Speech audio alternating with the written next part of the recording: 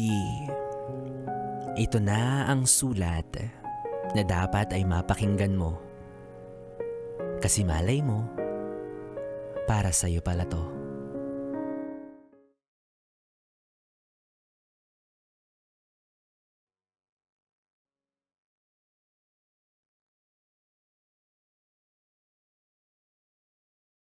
To my ex-boyfriend, Alvin. Hello. It's weird na kinakailangan ko pang ipadaan dito yung mga gusto kong sabihin sa'yo when in fact, nag-uusap pa rin naman tayo. Way back 2018, senior high school years, nagkakilala tayo sa school natin sa BGC. We were classmates.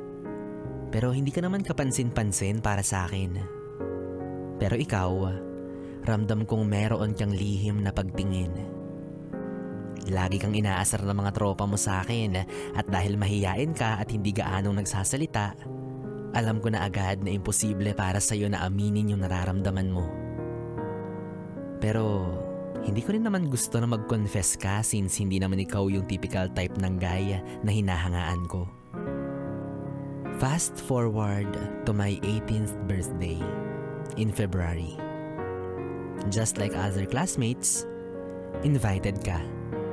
Wala ka sa listahan ng mga 18 pasabog ko like 18 roses, 18 wishes, 18 gifts. Simpleng bisita lang kumbaga. But since may iilan sa mga 18 roses ko na hindi nakapunta, your friends pushed you para maging proxy. While dancing with me, wala pa agad akong romantic feeling na nararamdaman towards you pero after ng celebration, habang nagiinuman, ay patuloy ka pa ring tinutukso ng mga kaibigan mo sa akin. Hindi ko alam pero parang nakukyutan ako sa'yo that time. Wala ka kasing imik, pangiti-ngiti ka lang at halatang pinagpapawisan ka kasi basang-basa na yung suot mong red long sleeves. At mula nun, sabi ko sa sarili ko, what if bigyan kita ng chance kasi ramdam ko naman na mabuti kang tao. Hanggang sa hinayaan na kitang ligawan ako. And then a few months after, naging tayo na rin noong year 2018, month of October. Okay ka naman karelasyon, hindi masyadong public, hindi rin masyadong private. Kumbaga, smooth and calm lang.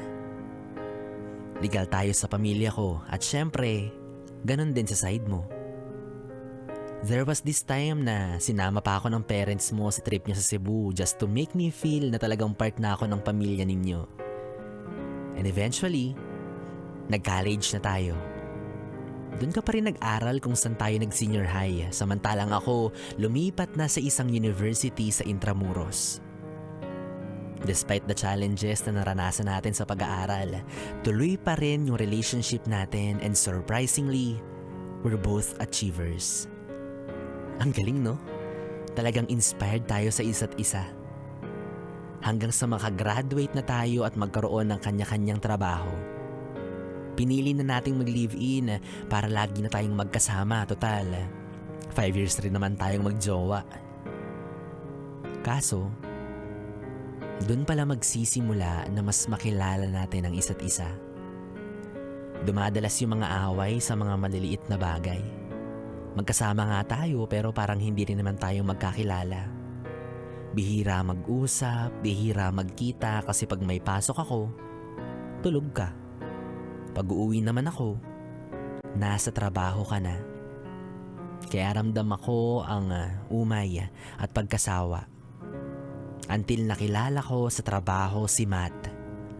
Alam niya yung tungkol sa atin kaya lagi niya akong kinocomfort at sa hindi inaasahang pagkakataon, nahuhulog na pala ako sa kanya. Pero don't get me wrong, hindi dahil kay Matt kung bakit kita inalok ng hiwalayan. Sadyang napagod na lang ako sa kung anong meron tayo.